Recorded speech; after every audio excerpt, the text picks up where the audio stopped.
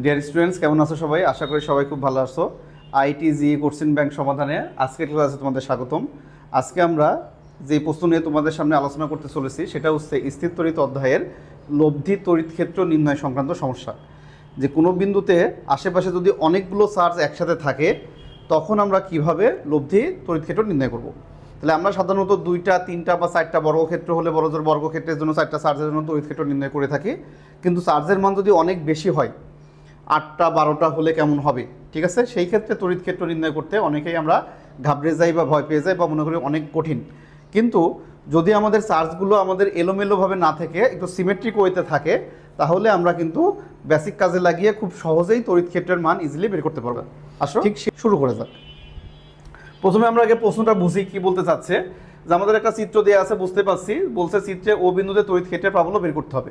তাহলে প্রথম আমাদের উদ্দেশ্য হচ্ছে এই ও বিন্দুতে তড়িৎ ক্ষেত্র প্রাবল্য বের করা। আচ্ছা, চিত্রের প্রতিটি বাহুর দৈর্ঘ্য, এই যে ও থেকে প্রত্যেকটা বাহু, সব দিকের প্রত্যেকটা বাহুর মানে এল, প্রত্যেকটা বাহুর দৈর্ঘ্য এল বলা আছে, ঠিক আছে? মানে প্রত্যেকটা বাহু সমান, কোনো ছোট বড় নাই। এবং প্রত্যেকের উপর লম্ব, তার মানে একটা দারুণ একটা সিমেট্রিক কিন্তু শেপ আছে, ঠিক আছে? চক্রাকারের মতো আছে, ঠিক আছে? দেখো এখন এই ক্ষেত্রে আমাদের লব্ধি প্রাবল্য বের করবো। তাহলে আমাদের চার্জ আছে মোট কয়টা? 1 2 3 4 5 6 7 8টা। তাহলে মোট আমাদের 8টা চার্জ আছে, ঠিক আছে? 8টা চার্জের জন্য তড়িৎ ক্ষেত্র বের করতে হবে। তাহলে তড়িৎ ক্ষেত্র বের করতে হলে আমরা কি করতে পারি? যে ও বিন্দু থেকে প্রত্যেকটা চার্জের দূরত্ব তো আমরা জানি, চার্জের মান জানি। তাহলে E1 E2 E3 E4 E6 E7 এইভাবে E8 8টা প্রাবল্য বের করে তার লব্ধি আমরা বের করতে পারি, যেহেতু এখানে সবাই ওদের উপর নিচে আছে এভাবে। এখন যদি আমরা 8টা প্রাবল্য বের করে তার লব্ধি বের করতে গেলে টাইম অনেক লেগে যাবে, কিন্তু সেখানে যদি আমরা একটু বেসিক খাটাই, একটু ট্রিক্স খাটালে কিন্তু আরও অনেক দ্রুত করতে পারবো। সেটাই আমরা দেখাতে চলেছি, ঠিক আছে? তাহলে আমরা কিভাবে অতি দ্রুত এই সকল ক্ষেত্রে যদি আমরা কম টাইমের মধ্যে অ্যান্সার করতে পারি। তাহলে এই টাইপের ট্রিকি প্রশ্ন কিন্তু আমাদের ঢাকা ভার্সিটির জন্য খুবই ইম্পর্টেন্ট, ঠিক আছে? সেখানে লব্ধি তড়িৎ ক্ষেত্র নির্ণয় সংক্রান্ত এমন চিত্র আসতেই পারে যেটা মুখে মুখেই খুব সুন্দরভাবে দ্রুত হিসাব করা সম্ভব। তাহলে এইটা আমরা ডিরেক্ট প্রশ্ন সলভ করার আগে তোমাদের আমরা একটু বেসিক তড়িৎ ক্ষেত্রের বেসিকটা নিয়ে একটু কথা বলে নিই, তাহলে আমাদের জন্য তোমাদের অঙ্কটা করার জন্য আমাদের সুবিধা হবে, আমরা বুঝতে পারবো ভালো। মনে করো যে কোনো একটা বিন্দুতে 2টা চার্জ আছে, এই একটা চার্জ এই একটা চার্জ, উভয়ের মান কিউ, সমান পরিমাণ চার্জ। তাহলে 2টার সমান পরিমাণ এবং সমপরিমাণে আমাদের সমধর্মী চার্জ, 2টাই প্লাস হতে পারে 2টাই মাইনাস হতে পারে। তাহলে আমরা এখানে 2টাই মনে করো প্লাস চার্জ নিয়ে করলাম, সমস্যা নাই, 2টাই প্লাস চার্জ দিলাম। নিয়ে তোমাকে যদি বলা হয় তাহলে এই 2টা চার্জের জন্য এদের মধ্যবিন্দুতে তড়িৎ ক্ষেত্রের মান কত হবে? ঠিক মধ্যবিন্দুতে, অন্য কোনো বিন্দু না। তাহলে 2টা চার্জ যদি একই রেখার উপর অবস্থান করে এবং তারা সমধর্মী হয় এবং মান সমান, ফলে এদের মধ্যবিন্দুতে তড়িৎ ক্ষেত্র কত হবে? এটা কিন্তু আমরা সবাই জানি যে মধ্যবিন্দুতে তড়িৎ ক্ষেত্র কিন্তু 0 হয়ে যাবে। কারণ কি, এর জন্য আর এর জন্য তড়িৎ ক্ষেত্রের মান সমান আসবে কিন্তু ডিরেকশন অপোজিট হবে, ফলে লব্ধি 0 হয়ে যাবে। ঠিক তেমনি যদি একই রেখার উপরে দেখো যে একই রেখার উপরে এই চার্জদ্বয় যদি আমাদের কি হয়, মান যদি ভিন্ন হয় তাহলে কি হবে? এখানে মনে করো আমাদের প্লাস কিউ চার্জ আছে, এখানে মনে করো প্লাস 2 কিউ চার্জ আছে, একটা চার্জ আরেকটা দ্বিগুণ। এই ক্ষেত্রে তোমাকে বলা হলো এই চার্জের মধ্যবিন্দুতে তড়িৎ প্রাবল্য কোন দিকে হবে, কত হবে? এখন যেহেতু চার্জের মান ভিন্ন, এখন তো আর 0 হবে না। তাহলে এখন কিন্তু যদি আমরা এটার জন্য প্রাবল্য বের করলে সেটা যাবে এই ডিরেকশনে, এটা যাবে তার দ্বিগুণ হবে। তাহলে এটার জন্য প্রাবল্য যা হবে, যেহেতু আমরা মধ্যবিন্দুতে হিসাব করতেছি, তাহলে এর জন্য মান যা হবে এই চার্জের জন্য প্রাবল্যের মান কি হবে? দ্বিগুণ হবে। ফলে লব্ধি তরঙ্গ, আমাদের লব্ধি যে প্রাবল্য সেটা কি হবে? বিয়োগফল। তাহলে বিয়োগফল করলে কিন্তু শেষমেশ আমাদের কি আসবে? যে 2টার চার্জের যে প্রাবল্য তার থেকে একটা চার্জের প্রাবল্য বাদ চলে যাবে, তাহলে মেইনলি একটা চার্জের তড়িৎ প্রাবল্য কিন্তু আমাদের লব্ধি হিসাবে পাবো, ঠিক আছে? তাহলে এই বেসিকটা আমাদের খুবই ইম্পর্টেন্ট, যে যখন একই রেখার উপরে 2টা সমধর্মী চার্জ থাকে এবং উভয় থেকে মধ্যবিন্দুতে, এক কথায় সমদূরবর্তী বা মধ্যবিন্দুতে যখন আমাদের প্রাবল্য বের করতে হয়, তখন 2টার জন্য পৃথক পৃথক প্রাবল্য বের করে লব্ধি না নিলেও চলবে। তখন আমরা কি করব, যে এদের চার্জের ডিফারেন্স দিব। চার্জের ডিফারেন্স যেটা হবে সেইটুকু শুধুমাত্র ওইটুকু চার্জের তড়িৎ ক্ষেত্রই ক্রিয়াশীল থাকবে, বাকিটা তো ভ্যানিশ হয়ে যাবে। এই জন্য শুধুমাত্র তার ডিফারেন্স। তাহলে এদের ডিফারেন্স কত? 2 কিউ আর কিউ এর ডিফারেন্স কত? কিউ। তার মানে শুধু কিউ এর সমান যে তড়িৎ ক্ষেত্র সেটাই কাজ করবে, এবং সেটা কোন দিকে কাজ করবে? এই বড় চার্জের তড়িৎ ক্ষেত্র যেই দিকে ছিল, তড়িৎ ক্ষেত্রটার লব্ধিও সেই দিকে থাকবে। তা আমরা বলতে পারি এই 2 কিউ আর কিউ এর তড়িৎ ক্ষেত্র কাজ করবে এই দিকে, ঠিক আছে? এই দিকে কাজ করবে এবং এটার মান কত হবে? এটার মান শুধুমাত্র একটা কিউ এর সমান। তাহলে আমরা বলতে পারি কে কিউ বাই, এই দূরত্ব যদি আমরা এখান থেকে এটুকু আর ধরে নাও, তাহলে কে কিউ বাই আর স্কোয়ার এইটা হবে, এবং বড়টা তড়িৎ ক্ষেত্র যেদিকে দিক থাকবে সেই দিকে। তাহলে একই সরলরেখার উপরে সমধর্মী চার্জ থাকলে তাদের মধ্যবিন্দুতে প্রাবল্য পৃথক পৃথকভাবে বের করার দরকার নাই, আমরা তাদের চার্জের পার্থক্য নিয়ে একবারে করতে পারবো। তাহলে এখান যেহেতু দেখো সবগুলো চার্জই আমাদের কি আছে একই সরলরেখার উপরে মেইনলি, তাহলে এবং চার্জগুলো কিন্তু সমধর্মী চার্জ আছে, ফলে এই কনসেপ্ট যদি এখানে কাজে লাগাই তাহলে 8টা চার্জকে আমরা প্রথমে 4টা বানাই ফেলতে পারবো। সেই 4টার মধ্যে যদি কেউ সমান হয় ভ্যানিশ হয়ে গেলে আরও কমে যাবে, বোঝা গেল? তাহলে অঙ্কটা কিন্তু অনেক কম টাইমে অনেক ইজিলি করা যাবে। তাই যদি এই কনসেপ্টটা তোমার আগে থেকে হয়তো তুমি জানো কিন্তু অ্যাপ্লাই করোনি, তাহলে আজকে নতুন করে আবার শিখে নাও, তাহলে এই কনসেপ্টের অ্যাপ্লাই করে এমন সিমেট্রিক ফিগার থেকে তড়িৎ ক্ষেত্র অনেক নির্ণয় করার জন্য আসার মতো প্রশ্ন। ওকে, তাহলে এখন আসলে আমরা এটাই অ্যাপ্লাই করি। তাহলে প্রথমে আমাদের এখানে কি আছে, যে সমধর্মী চার্জ আছে কিনা আমরা সেটা দেখি। সমধর্মী সমান চার্জ, হ্যাঁ, এ বিন্দু আর এইচ বিন্দু। প্রথমে আমরা দেখো এ বিন্দুটাকে দেখাও, এ বিন্দু আর এইচ বিন্দু যদি আমরা এই দুটো নিয়ে তাকাই, তাহলে এই দুটোতে দেখতে পাচ্ছি কি আছে, দুইটা চার্জ সমান, মাইনাস কিউ, এবং ও থেকে এর দূরত্ব, ও থেকে এইচ এর দূরত্ব কিন্তু সমান, একই সরলরেখার উপর আছে, যেহেতু এটা আমাদের কি এল এল, এটা অতিভুজ, এটা এল এল অতিভুজ, তো সমান দূরত্বে একই রেখার উপরে আছে। ফলে এই দুটা চার্জের তড়িৎ ক্ষেত্রের জন্য ও বিন্দুতে কোনো তড়িৎ ক্ষেত্র আমাদের পরস্পর ক্যান্সেল করে দিয়ে লব্ধি 0 হয়ে যাবে। ফলে ও বিন্দু লব্ধির তড়িৎ পাওয়ার ক্ষেত্রে এই চার্জ আর এই চার্জের কোনো ভূমিকা নাই, এদেরকে আমরা টোটালি বাদ দিয়ে দেবো, হিসাবই করা লাগবে না। তাহলে আমরা সমান চার্জে 0 হয় সেটা আমরা জানি, তাহলে সমান সমধর্মী চার্জ সমদূরত্বে থাকলে তাদের মধ্যবিন্দুতে প্রাবল্য 0, সো ওই দুটো আমাদের কোনো কাউন্টের দরকারই নাই। ওকে, তাহলে বাকি দেখো এখন আর দুইটা কোনোটা কিন্তু সমান নাই, প্রত্যেকটা একটা একটা দ্বিগুণ আকারে আছে।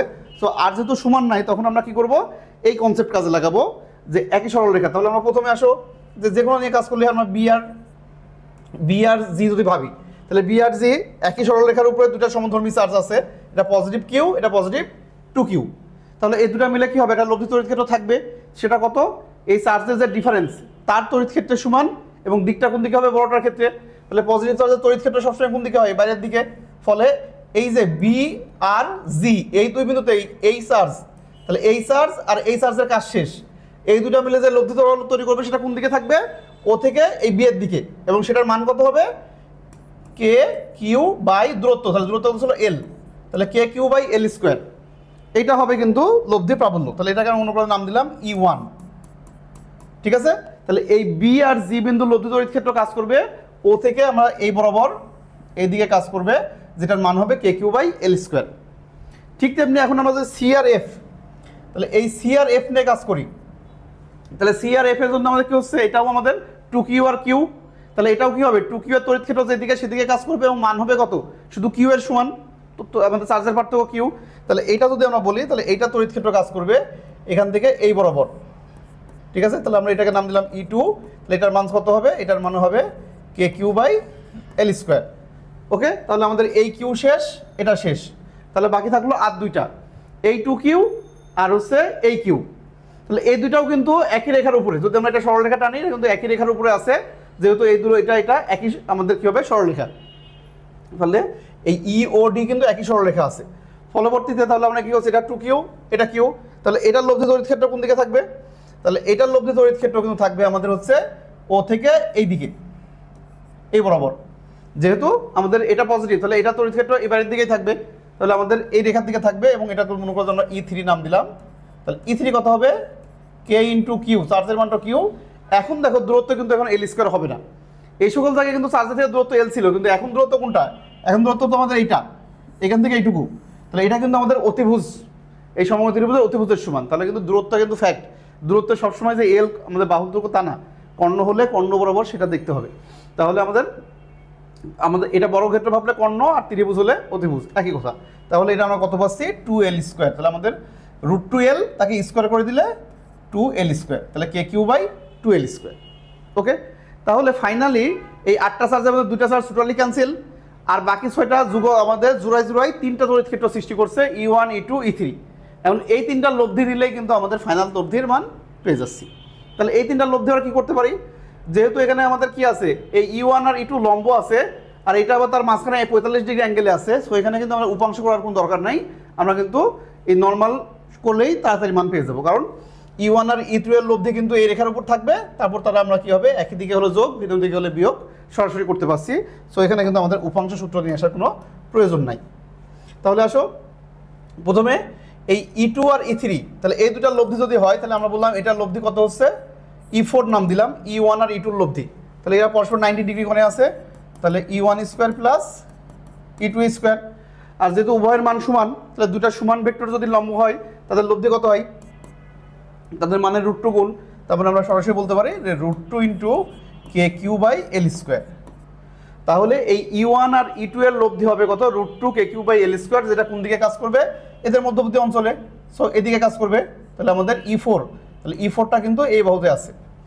তাহলে E4 আর E3 পরস্পর কি হচ্ছে, একই রেখাই পরস্পর উল্টা দিকে, তাহলে এদের লব্ধি কত হবে, এদের বিয়োগফল। সো এটা কিন্তু আমরা চাইলে চিত্র না আঁকায় এখানে দেখে দেখেই মুখে আমরা প্রশ্নের উপর করে ফেলতে পারতাম যে এই দুটার লব্ধি এদিকে, এই দুটার লব্ধি এদিকে, এটা ক্যান্সেল, এই দুটার লব্ধি এদিকে, তাহলে তিনটা মিলে কত হবে, মুখে মুখে কিন্তু হিসাব করা সম্ভব ছিল। তাহলে আসলে ফাইনাল লব্ধি E, তাহলে ফাইনাল লব্ধি যদি আমরা E নাম দিই, তাহলে ফাইনাল লব্ধি E ইজিক্যাল টু কত হবে, যে এই E4 মাইনাস E3। তাহলে E4 আর E3 যদি আমরা মাইনাস করি তাহলে কমন নিলে কত পাচ্ছি, যে KQ/L স্কোয়ার, এটা আমাদের কমন থাকছে, তাহলে KQ/L স্কোয়ার কমন নিলে এটা √2, এটা যেহেতু বড় মাইনাস ওখানে থাকছে হাফ, তাহলে √2 মাইনাস হাফ, ব্যাস এটা হচ্ছে আমাদের অ্যান্সার। কে মানে আমাদের হচ্ছে তড়িৎ যে ধ্রুবক, সেটা আছে কুলম্ব ধ্রুবক 1/4πε0, চাইলে কে না থাকলে অপশনে 1/4πε0 থাকতে পারে, Q/L স্কোয়ার ইন্টু এটা √2 মাইনাস হাফ, অথবা এখানে 2 লসাগু করে আমরা 2 বাইরে কমন নিয়ে আরেকবার ফর্মেটে, এটা আমাদের অপশন বিভিন্ন রকম থাকতে পারে, যেভাবে থাকে তুমি সেভাবে মিলাই নিবা। তাহলে এই ছিল আমাদের 8টা চার্জের জন্য লব্ধি তড়িৎ ক্ষেত্র নির্ণয়। এখন দেখে মনে হচ্ছে অনেক বড় অনেক টাইম, কিন্তু এটা আমরা আসলে কিন্তু বেসিকটা তোমাদের জানা থাকে, তুমি মুখে মুখেই প্রশ্নের উপরে কোনটা কোন দিকে হবে তার মান কত মুখে মুখেই করা সম্ভব, কারণ চার্জের মানগুলো কিন্তু সব সিমেট্রিক আছে, দূরত্বগুলো সিমেট্রিক আছে। তাহলে এটা যে KQ/L স্কোয়ার আর KQ/L স্কোয়ার লম্ব থাকলে যে √2 KQ/L স্কোয়ার হবে, আর এটা আবারও আমাদের বিয়োগ করলে আমাদের একবারেই মুখে মুখে করা সম্ভব। ঠিক আছে, তাহলে আমাদের মেইন কথা হচ্ছে তড়িৎ ক্ষেত্র কি, লব্ধি তড়িৎ ক্ষেত্র কীভাবে নির্ণয় করতে হয়, এর বেসিকটা তোমার জানা থাকলেই এটা কোনো বিষয় না। আশা করি প্রশ্নটা ভালো লাগছে, যদি ভালো লাগে তো ভালো, আর কেমন লাগলো জানাও তারপরেও। আর যদি বুঝতে তারপরেও কোনো সমস্যা থেকে থাকে এখনও, তুমি এটা আবার প্রথম থেকে শুরু করো, একবার প্রথম থেকে তুমি নিজে খাতায় তড়িৎ ক্ষেত্রের দিকগুলো কোন দিকে যাবে, তুমি আগে যেভাবে আমরা আগের নিয়মে করো, একাডেমিকে যেভাবে করছো E1 E2 E3 পর্যন্ত আগে সেভাবে দাও, দিয়ে ওইভাবে একবার সলভ করো, করে তারপরে এই বেসিকটা নিজের মতো করে আরেকবার সলভ করো, তাহলে দেখবা তোমার মাথার মধ্যে ধারণ করতে পারছো। শুধু অঙ্ক দেখে মুখস্থ করার বিষয় না, ঠিক আছে, তাহলে নিজে কিন্তু হাতে করে আবার জিনিসটা ফিল করতে হবে যে এটা হ্যাঁ এটা এইভাবে করলে আসলেই আগের সাথে কম সময়ে হবে, নাকি আরও টাইম বেশি লাগবে, নাকি এটা বাদ দিয়ে অন্য কোনো ভালো পদ্ধতিতে তুমি যদি সলভ করতে পারো তোমার নিজে থেকে, সেটাও আমাদের সাথে শেয়ার করতে পারো। ঠিক আছে, কারণ একই ম্যাথ তো অনেকভাবে সলভ করা সম্ভব, তাই চেষ্টা করো। তাহলে বাসায় এক কথায় বাসায় প্র্যাকটিসে রাখতে হবে। ওকে।